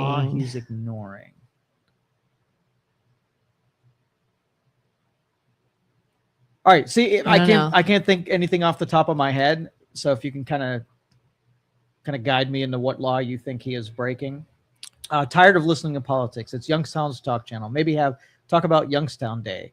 Reason being we can't have an effect on Youngstown, but never have an effect of change of the U.S. the world. Fair point, Mr. Jerry. And fair point, but also Youngstown's talk channel based in Youngstown, but we are allowed to talk about other things.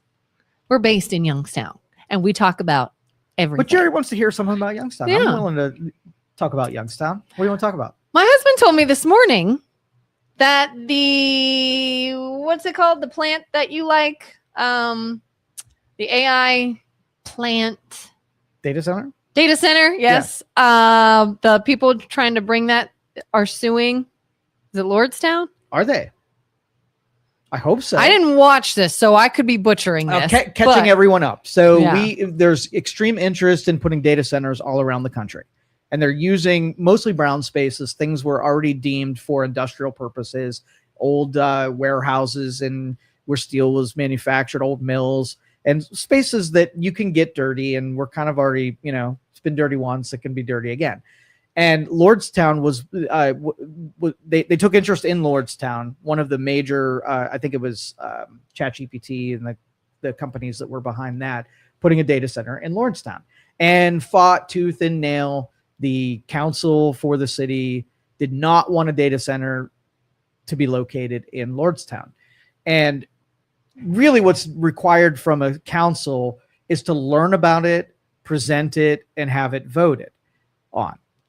I take exception because these councils will put a moratorium, a waiting period on something while they discover details.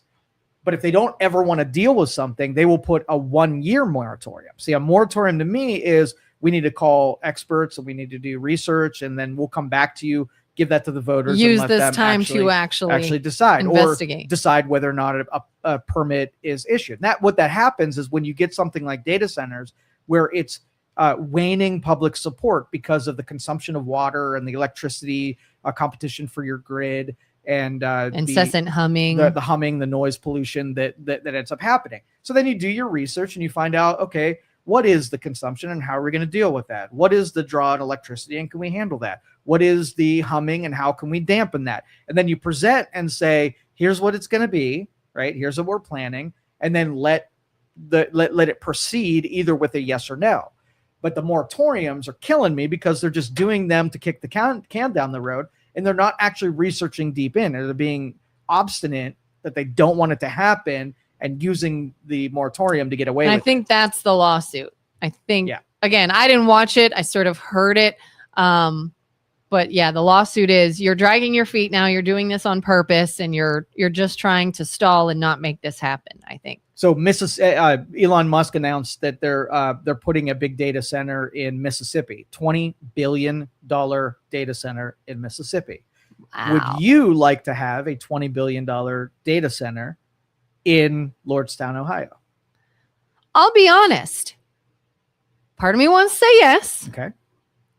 Part of me is, if there is actually an incessant hum and my water pressure decreases, no. All right. Water pressure will not decrease. Okay. Because these are mostly closed loop systems.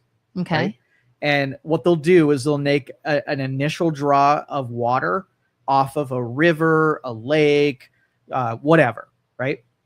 And they will put it into a closed system where the water circulates, warms up while it's cooling the devices, and then goes into a cooling station, but it just recirculates the same water. So once it's filled up, you don't have any more water draw. But in the interim, the dangerous part is if you're sucking that much water off of the ecosystem, where you have normal drainage, that you could actually draw things up from that are deep underground and buried up closer to the surface.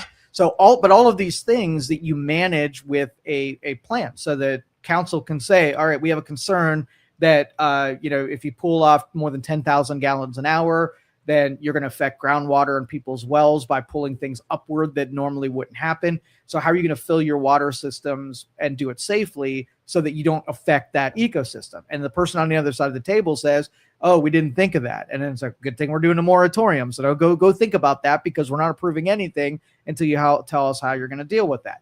And then if they have a good answer, like, okay, well, we know the 10,000 is too much, so we're going to only draw 5,000 gallons off per hour, which should keep it safe so that we're more in line with the more natural flow of groundwater. And now that's your answer. If you're cool with them being safe and doing things at a slower pace, it's going to take it a little bit longer, but then they can be compliant with what the city feels is going to be legal. Same thing with the humming and the frequencies thing.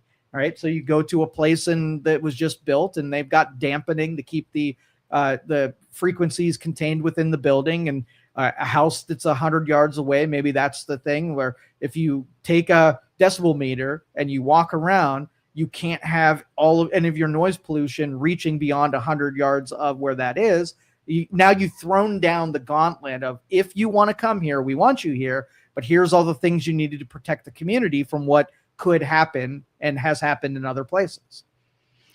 But you can't say, hey, here's a real concern we have. The company says, okay, I can show you what we're going to do. Hey, we got to wait because we got this big concern. Well, no, let me show you my answer to it. No, we got this concern. We're going to have to just keep on waiting. And It's like, and that's how councils work. That means they're just getting in the way of something, rather than, if you have an interest, just make sure it's done safe. Okay. I think we got a bunch of comments below. We're getting there, guys. We're getting there. Let's see. These are from some of our previous topics. Okay. What's the red Solo Cup one? What? Joe's got a red Solo Cup. Do you know about the lines meaning certain measurements? I do. I think that's a 2-ounce shot.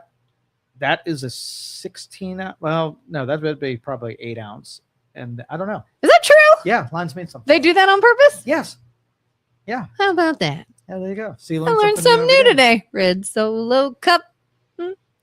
Is mandating experimental vaccine fascist. So your fascist flag should have gone up and said, we are extremely uncomfortable with the government being able to overreach and control actions and be an authority on something. So yes, as long as those fascists were uncomfortable when Biden or previous Trump or anybody else who took control of something. When I heard our government is making you put something in your body, that made everything go, what? Yep. What? Yep. And that's why I feel, as a libertarian, very uncomfortable with anything that has fascism verb involved. Yeah. Carter won the election twice. He did not win it 3 times. The idea that Biden somehow falsified the second election is ridiculous and anti-American. You lost. Get over it.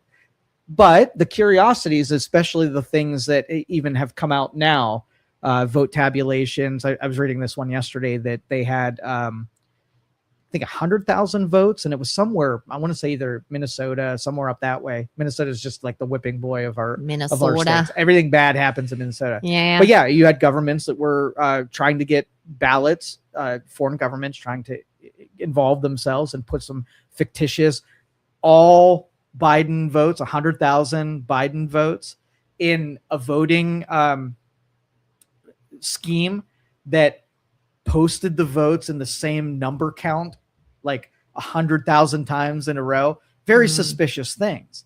So again, just like every country tries to, mess with us and mess with every election, if there's a weakness in any of our systems where voting happens, you either do things to make that less, you don't make it zero, right? There's going to be fraud, but you either do things that increase the availability of fraud or decrease it. And the Democrats are very pro increasing the probability of fraud. No voter IDs, these ballots that we just harvest from neighborhoods, leaving the door open that you're creating more soft spots and vulnerabilities in our election. So it's not off the reservation for Carter to say that the election was very fraudulent. It probably had a lot of fraud votes that were in there more than any other because we changed how votes were cast. We put these boxes where you could just drop off 1 million of them. And we created a lot of vulnerabilities with an intended purpose, but our enemies took advantage of. I'd actually feel better if I knew a foreign country tried to do that than people who are my neighbors. Yeah. Those are the people that are anti-American. When they wanted Joe Biden so bad, they were willing to give up the integrity of our election to get that guy in Those office. are the fascists. Those damn fascists. Fraudulent elections.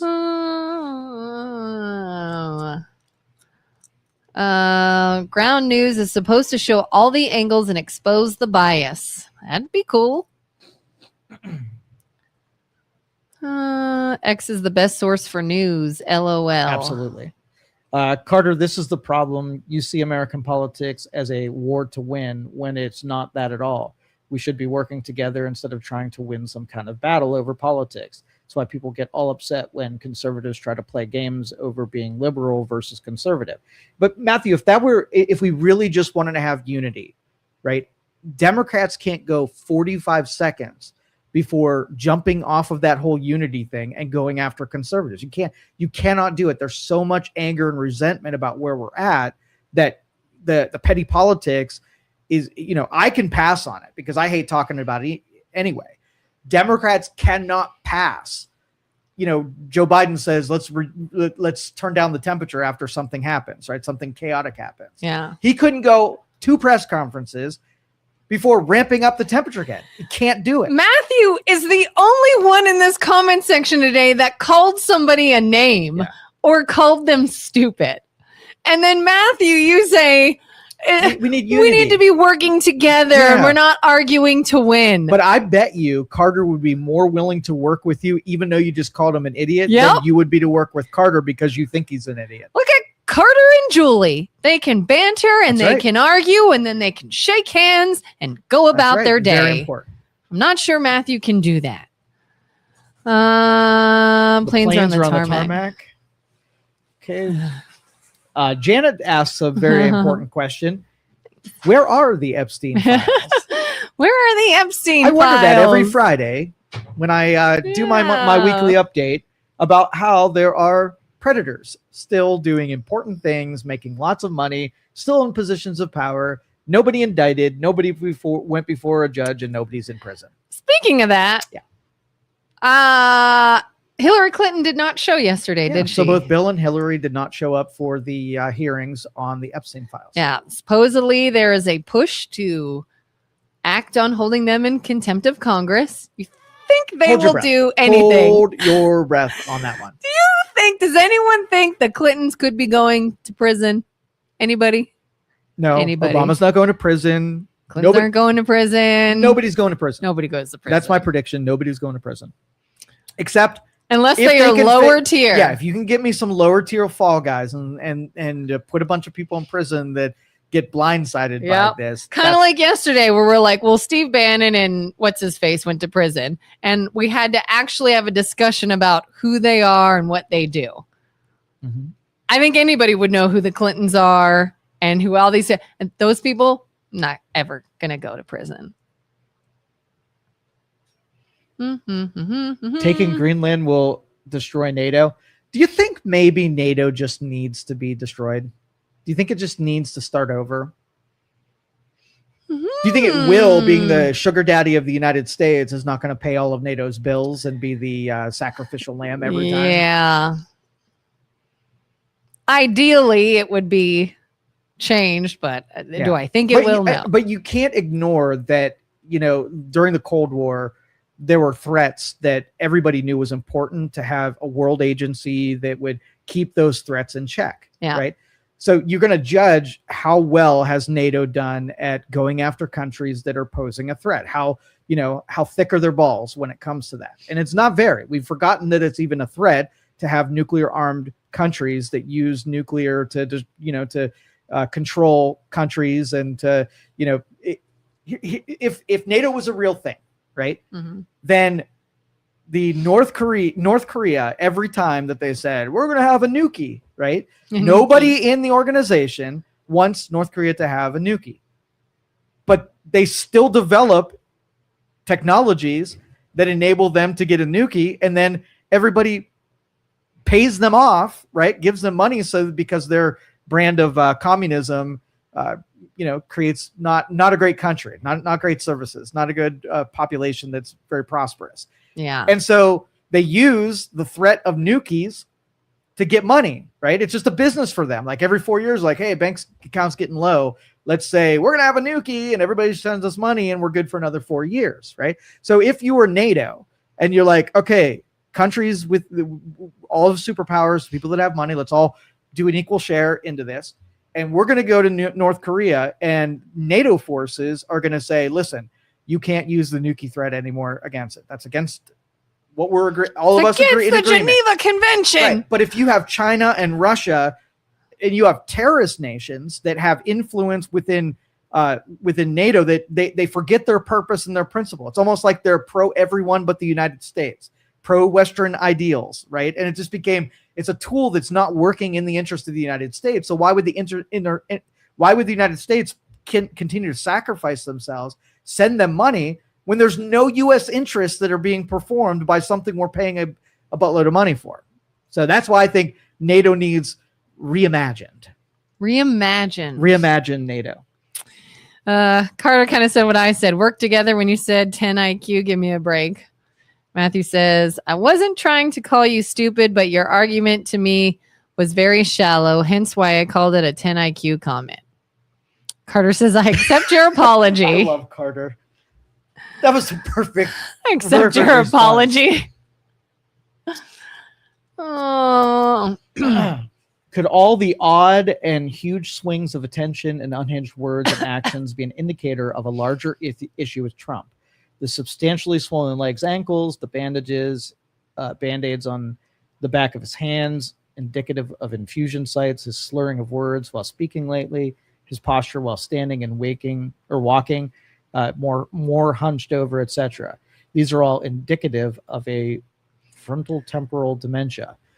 And I think this strategy doesn't do a lot for me. I think he's almost an 80-year-old man who has 80-year-old man problems. Yeah. And I think he's about the same as he was at the first term, the way that he speaks and what he says. I haven't seen a drop off. Like you compare where Biden was and what he's capable of doing and saying versus him. I think Trump is, I want to see 60-year-old presidents, not 80-year-old presidents anymore. So I hope we solve that. Yeah. But I don't think that I know you're hoping that there's a drop off. Any reason to get rid of Trump? He's unhealthy or he's a fascist. Huge swings of attention and unhinged words, I don't think is a new thing for Trump. It's been there since the beginning as far as I know. But yeah. What curiosity, look into it. If he's unhealthy, we'd like to know about it. But yeah, I mean, he's almost 80. I would not be surprised at all that there are some things failing there. Yeah, and if he fails, then the administration around him will just run deals. The auto pen will make sure legislation still gets signed. We're good. Yeah, it is going to be cool to potentially have a much younger president, whether that's Vance or whoever. But yeah, I'm with you. I think we keep getting these incredibly badly aging presidents, and it's like, Can we get someone that's a little more spry, maybe? Yeah. I like Julie's comment. Joe and Kelin, do you think you can be brainwashed? I'm assuming what the answer is. So why do you think you are impervious? Yeah, you can. And I've caught myself when I listen to an outlet too often, I start, taking some of the ideals and I don't question them. It's just laziness more than anything. So if you're in an industry you don't really care about, but you want to know about it, you're more likely to be able to pick up what you've been told and not say, do I know that to be true? And so when I get lazy, the thing about me is that I am really eager to change my mind on a dime. And it's not because I'm an idiot. It's because when I collect more information, I'm cool to change my mind. Yeah. So brainwash would mean that if you told me that I'm wrong and I'm defiant and I stick to it and say, well, no, I'm right, that would be what I consider brainwash.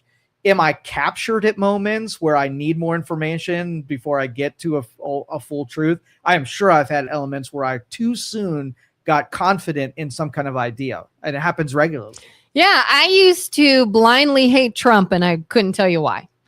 Because people I knew didn't like him, because he seemed like he was kind of a jerk, and I just pushed hard on that. I don't care who was running against Trump.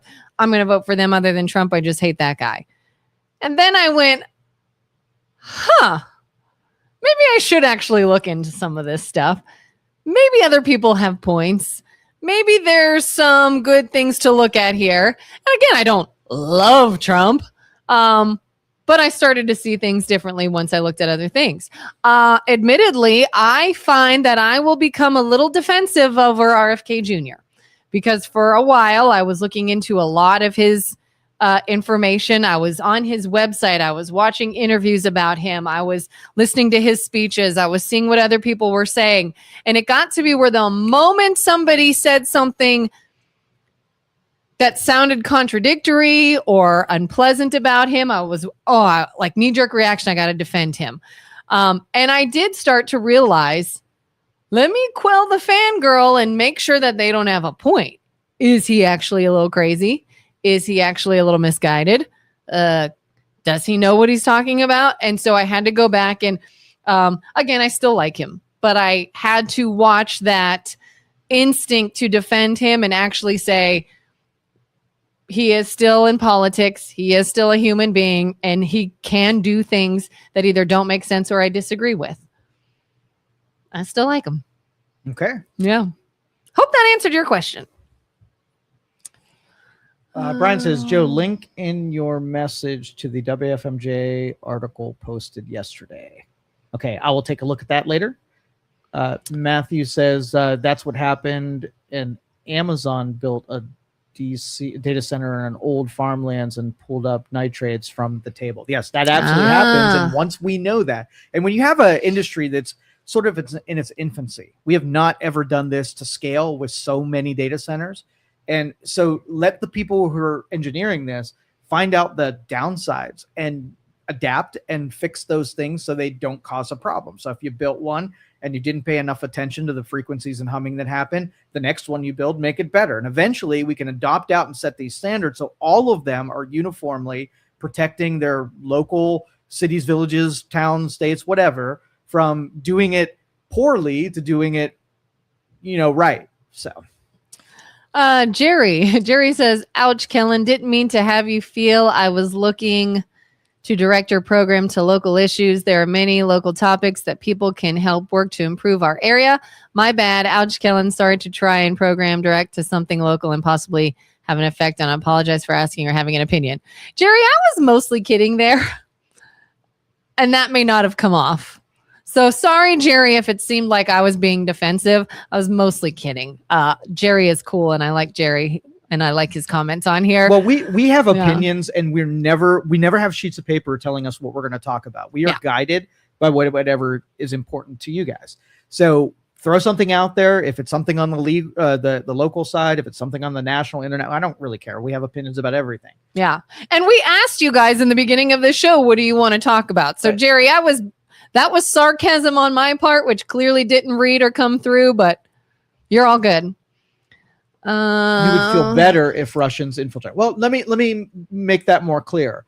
I would feel better that it wasn't what would supposedly be loyal Americans wanting to undermine, the institution of voting and democracy versus someone who I know doesn't have our interests. It makes me feel bad that I'm amongst people who would sacrifice what I feel to be, important versus someone a sworn enemy kind of thing.